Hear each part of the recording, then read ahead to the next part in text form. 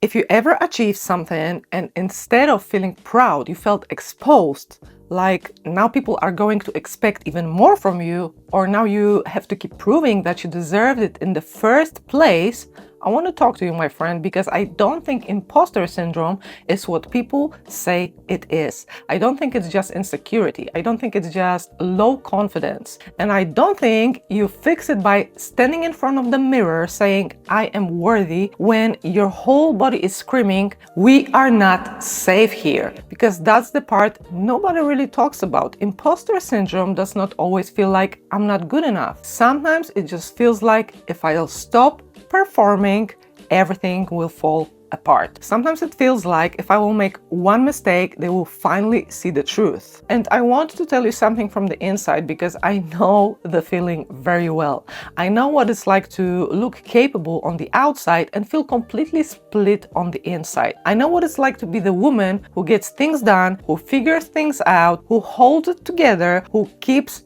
going, and then when nobody is watching, quietly wonder, who am I actually pretending to be? And it's not because you're fake, my friend. It's because somewhere along the way, you learned that being real wasn't enough. You had to be useful. You had to be strong. You had to be impressive. You had to be low maintenance. You had to be the one who didn't need too much, didn't ask too much, didn't fall apart too much. Does that sound familiar, my friend? And eventually that became a costume you forget you are wearing. Until one day you look around your own life and think, wait, is that really true self, true me? Or is it just a version of me I created so nobody would get disappointed? So let's start with the thing that I think matters the most, my friend. Imposter syndrome is not only the fear that you are not qualified. It is the fear that the real you would not be loved, chosen, respected, or safe if she stops performing. And this is a very different thing, because if it was just about confidence, reassurance pretty much would work.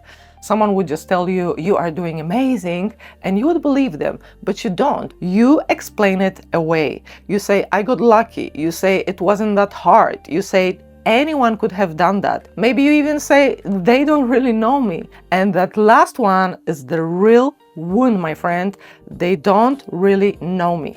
Because some part of you believe that if people really saw you, not the polished version of you, not the productive version of you, not the emotionally controlled version of you, not the woman who knows what to say and how to make everything look okay, but the actual you, my friend, the tired you, the scared you, the unsure you, the one who doesn't always know what she is doing. And the version of you, the one who still wants someone to say, you don't have to carry this alone. Some part of you believes that they would leave, or judge you, or lose respect for you, or realize you're not who they thought you were. And this is why the praise doesn't land, because praise is usually going to the version of you that has to survive, not the version of you that still feels unseen underneath it. A lot of women with imposter syndrome are not underachievers. They are overachievers who are never allowed to feel safe inside that achievement. They are not the lazy one. They are exhausted. They are not unmotivated. They are running on pressure. They are not confused because they don't know what to do. They are confused because they have spent years asking, what do they need from me? Instead of, what do I actually want? And if this is you, you probably know exactly what I mean, my friend. You know how to push, you know how to perform, how to become what the situation requires from you. You know how to walk into the room and just read everyone's energy. You know how to sense the disappointment before anyone says a word.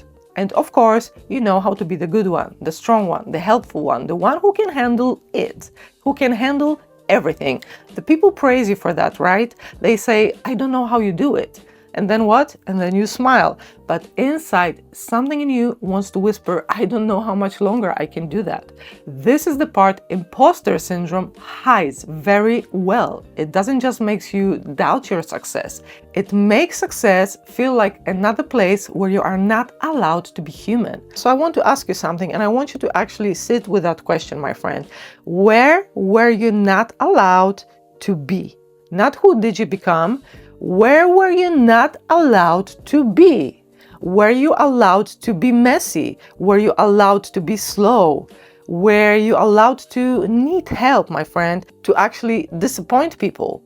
Were you allowed to be average at something without feeling ashamed? Were you allowed to make mistakes without feeling like love has been removed from the room? Because this is where it begins for so many of us, my friend. Maybe it was a household where everyone was stressed, so you learned not to add to it. In a family where achievement got attention, but emotions made people uncomfortable. In a childhood where you were praised for being mature, where you really were just adapting. Maybe it was a home where nobody asked, how are you really, my friend? Because everybody were just too busy surviving. And so you learned to be the useful one instead of just being honest. You learned to be impressive instead of supported. And you probably learned not to be needed instead of known. And then what? And then you grew up and wondered why being seen feels terrifying. My friend, of course it does, because being seen was never just being seen. It was being evaluated, measured, expected from, corrected, compared, needed. So now when you step into your own power, a business, a platform, a relationship, a new role, a new level of visibility, right? Your mind calls it opportunity, but your body calls it danger. And this is why you freeze, my friend. This is why you procrastinate probably. And this is why you over-prepare, you rewrite the same thing 20 times, and I know it from my own experience, so that's why I'm speaking that. And this is why you keep waiting until you feel ready, because ready in your body does not mean prepared. Ready means safe. And if safety never built inside you, no amount of preparation will feel like enough. This is also why fake it until you make it can be a terrible advice, because some women have been faking it their whole lives. Faking okay, faking calm, faking confidence, faking not needing support, faking being fine with less than they needed, and faking being grateful when they were actually overwhelmed. Again, my friend, I'm speaking it from my own experience. So if that sounds familiar, keep watching.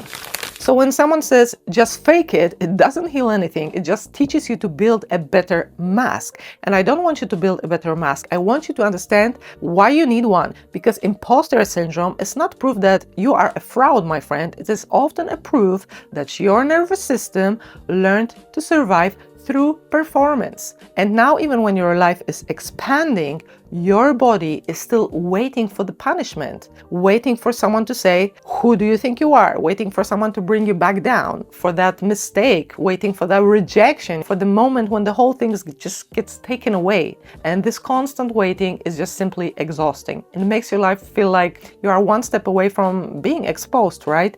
Even when you are actually one step away from being free. All right, so what do you actually do? The first thing is to stop trying to shame yourself into confidence. You cannot bully yourself into feeling safe. So instead of saying, why am I like this? Ask yourself, where did I learn that being seen was dangerous? And that question will change everything for you, my friend, because now you are not fighting yourself. You are finally listening, you analyzing, you seeking the pattern where it all started from you. And the second thing is you have to separate fear from the truth. Just because something feels scary does not mean it's wrong. Posting a video can feel scary, raising your price can feel scary, being visible can feel scary, saying what you really feel can feel scary, resting without earning can also feel scary. But fear is not always a stop sign, my friend. Sometimes fear is just your old identity panicking because you are no longer obeying it. So ask yourself this question: is this fear protecting me from real danger? Or is it protecting me from becoming someone I was actually never allowed to be? The third thing is that you need to stop throwing away the evidence. Someone compliments you and you shrink it. Someone says your work helped them and you think they are just being kind. Something goes well and you immediately focus on what could have been done better. One negative comment feels like the truth for you, but 10 beautiful comments feels like lag. This is not humility, my friend. This is conditioning, and this is your nervous system just scanning for the threat because praise just feels unfamiliar to you. So practice letting good things land with you. So when someone says that has helped me, don't argue with them in your mind. Just let it touch you. Let your body learn that being appreciated is not dangerous. The fourth thing is that you have to stop waiting for the perfect confidence before you move. Confidence is not the entrance ticket. It is built after you enter, my friend. You don't become confident by thinking about things forever. I know it from my own experience. You become confident by doing the thing while just feeling awkward and surviving it again, and again. Practice makes not perfect, but progress, my friend. And I know this sounds simple, but for a woman with imposter syndrome, this is not simple really, because doing something imperfectly can feel like emotional death for you. It can feel like being exposed, but this is where the rewiring really happens for you. Not when you finally feel ready, my friend, when you let yourself being seen while still becoming that new version of you. And the fifth thing is the long game, my friend. You have to come back to the real you, not the useful you, not the impressive you, not the one who knows how to keep everybody else comfortable. The real you, my friend, the one who has the preferences, the one who has the limits, and the one who has the voice before it has been edited to death. And this one doesn't want you to spend her whole life proving she deserves to take up space. And that will feel strange for us, because when you have performed for such a long time in your life, authenticity can actually feel irresponsible. Peace can feel lazy. Support can feel suspicious. And being loved without overgiving can feel pretty much impossible to you. But this is not because those things are wrong, my friend. It is because they are new to your nervous system. And I want to talk about the moment imposter syndrome starts to lose the power. And it is not the moment you never doubt yourself again. It is the moment doubt shows up and you can stop treating it like God. It is the moment the voice says, "Who do you think you are?" And you finally ask, whose voice is that? Because maybe it was never yours. Maybe it was the voice of a parent who only noticed you when you performed. Or maybe it was a voice of a teacher who embarrassed you. Or, maybe it was a voice of a relationship where you were never enough. Or maybe it was a voice of a culture that taught you to be grateful for freaking scraps and just call it humility. And lastly, maybe it was the voice of every room where you had to prove you belonged before anyone made space for you. And maybe healing is not about silencing that voice completely, my friend. Maybe healing is about no longer building your life around that quiet voice who whispered into your ear. So here's the question I really want you to take. What would you do next if you stopped needing to prove you were allowed to do it?